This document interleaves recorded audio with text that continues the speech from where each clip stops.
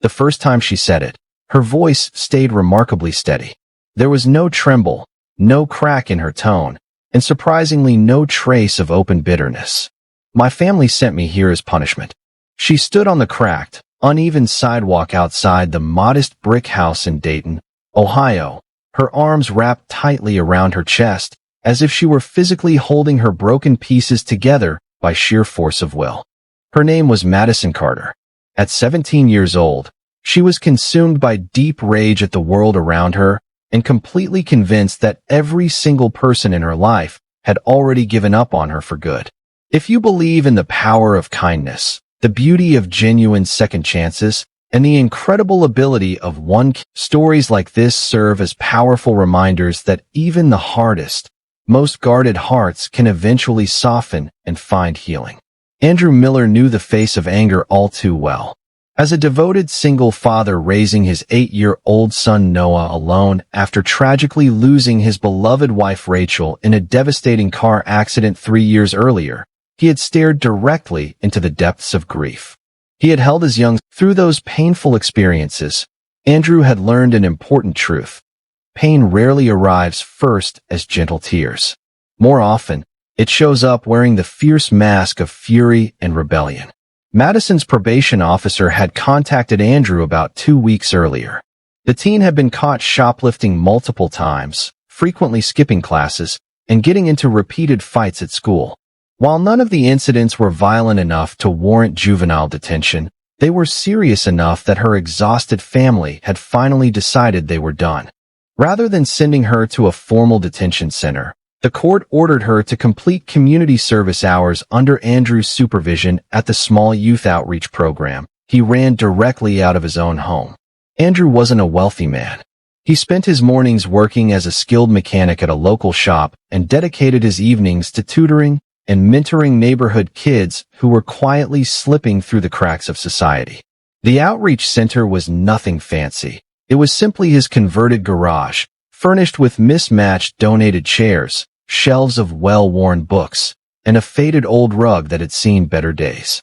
But despite its humble appearance, it had become a safe haven where kids felt truly seen, heard, and valued for the first time. Madison, however, had no interest in being seen. During her first week, she barely uttered a word to anyone. She rolled her eyes at the younger children, stayed glued to her phone screen, and did only the absolute minimum required to record her service hours. When little Noah excitedly tried to show her his colorful drawing of a rocket ship blasting into space, she simply shrugged with indifference and walked away without a second glance. Andrew noticed her behavior, but he chose not to scold or pressure her. Instead, he simply observed with quiet patience. Late one afternoon, as the sun slowly sank behind the buildings and painted the Dayton sky in beautiful warm shades of orange and gold, Andrew found Madison sitting alone on the worn back steps. Her usual tough, defiant expression had softened into something more vulnerable, perhaps exhaustion mixed with hidden sadness. That was the moment she said it again, her voice quieter this time. "My family sent me here as punishment." Andrew didn't rush to fill the heavy silence that followed. He had learned through years of working with hurting kids that sometimes a calm, respectful silence could speak far louder than any lecture or advice. He sat down beside her on the steps, carefully leaving enough space so she wouldn't feel cornered or trapped. In halting, fragmented sentences, she began to open up. Her father had moved far away to Arizona with his new wife and seemed to have forgotten about her. Her mother worked exhausting double shifts at a local diner and barely had any energy left to speak to her when she came home. Her older brother had gone off to college and gradually stopped answering her calls or texts. Every mistake Madison made only seemed to confirm what her family already believed deep down, that she was nothing but trouble, a lost cause. Sending her away for community service wasn't really about helping her turn her life around.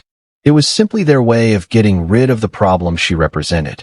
Andrew listened with full, undivided attention, his eyes filled with genuine understanding. He saw beyond the angry delinquent label and recognized a young girl quietly drowning in loneliness and pain. He decided to share something he rarely told the kids he worked with. After losing Rachel, Andrew had nearly lost everything that mattered. He had stopped showing up for work consistently. Bills piled up unpaid on the kitchen counter. He found himself snapping at little Noah over the smallest, most insignificant things. One heartbreaking night, his son had looked up at him with wide, frightened eyes and whispered that he didn't even recognize his own dad anymore. That raw moment became Andrew's painful but necessary wake-up call. Pain has a way of twisting you into someone you don't want to be, he said gently, his voice steady and warm. But it can also shape you into someone far stronger than you ever imagined you could become. Madison scoffed at his words at first. The idea of strength felt like nothing more than an empty fairy tale to her. Yet something in Andrew's calm. Instead of giving her pointless busy work, Andrew began trusting her with real responsibility. He asked her to help organize and run a weekend food drive for local families in need. He let her manage the sign-in sheets for the evening tutoring sessions. Most significantly, he even trusted her with the small donation cash box, something no adult had dared to do in a very long time. At first, Madison seemed genuinely confused and suspicious of this trust. She kept waiting anxiously for the moment when he would finally accuse her of stealing or failing. When that moment never came, a quiet but powerful shift began to take root inside her. One evening, a young boy named Caleb arrived at the center in tears after being cruelly bullied at school. Madison watched quietly from across the room as Andrew knelt down to the little boy's eye level, speaking in soft, reassuring tones and helping him breathe through his panic attack. Without anyone asking her to get involved, Madison walked over and sat beside Caleb on the floor. She shared her own story about the time she had been mocked relentlessly in middle school for wearing clothes from thrift stores. She didn't try to glamorize her pain. She honestly described how deeply the bullying had hurt her self-esteem. Caleb listened with wide, admiring eyes, looking at her as if she were the bravest person in the entire world. Andrew noticed it immediately, the first real crack forming in the thick emotional wall Madison had built around herself. However, real change was never smooth or linear. Just a week later, Andrew received a concerning call from her high school. Madison had gotten into yet another heated argument, and the principal warned that continued behavior could lead to expulsion. When Andrew calmly shared the news with her, she completely exploded in anger. She accused him of only pretending to care and bitterly declared that everyone in her life eventually gave up on her. In a fit of rage, she stormed out of the garage and disappeared down the street into the gathering darkness. That same night, a powerful storm rolled through Dayton. Thunder rattled the windows of the house, and heavy rain pounded against the roof. Andrew couldn't sleep at all. His mind kept replaying images of Madison walking alone through the cold, pouring rain. Against his better judgment, he grabbed his jacket and drove slowly through the neighborhood, carefully scanning the sidewalks and shelters. Once they were in the warm car, Madison finally broke down completely. Years of pent-up tears came flooding out in heavy sobs. She confessed that she had started many of the fights on purpose because anger at least made her feel powerful and in control, while sadness made her feel small, weak, and helpless. Andrew listened patiently, and then shared words that would echo in her heart for years to come. Being sent somewhere as punishment doesn't mean you yourself are a punishment. Sometimes the very place you resent the most ends up becoming the place where you rebuild and rediscover yourself. Over the following month, Madison's transformation continued to deepen. She began arriving early every day and often stayed late into the evening. She patiently helped Noah with his challenging math homework and cheered loudly with genuine joy when he finally understood long division. She took the initiative to paint the garage walls a beautiful warm shade of blue using donated supplies. She even sought out Caleb to apologize sincerely for ignoring him during her difficult first week. Her family slowly started to notice the positive changes. One Saturday during the big food drive, her mother showed up unexpectedly. She stood watching from a distance as Madison confidently coordinated volunteers with natural leadership. The true breakthrough moment arrived during the community showcase Andrew organized at the local park. Children and teens shared poems, artwork, and small creative projects they had worked on. Andrew surprised Madison by asking her to speak about her personal journey in front of everyone. Her hands trembled noticeably as she stepped up to the microphone. Though the crowd was relatively small, just neighbors, parents, and a few teachers, it felt enormous and intimidating to her. She spoke honestly about her deep anger, the painful feeling of being unwanted, and what it was like to be sent away like an inconvenient problem to solve.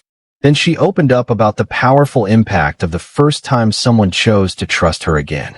She explained that trust felt far heavier than any punishment because it required her to rise up and become better. When she finished speaking, the applause that followed wasn't loud or thunderous, but it was warm, sincere, and deeply meaningful.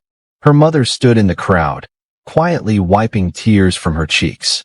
If this story is touching your heart right now, if you've ever felt misunderstood, discarded, or completely lost, please pause the video for a moment and engage.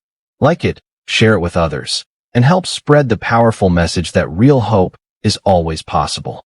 And before we reach the end, here's one special request. Comment the words "second chance" below if you truly believe that no one. Months later, Madison successfully completed all of her required community service hours.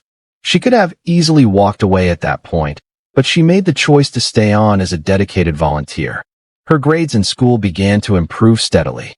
She started researching and applying to community colleges, now with a clear interest in studying social work, so she could help other kids like herself. On her 18th birthday, she handed Andrew a small, carefully sealed envelope.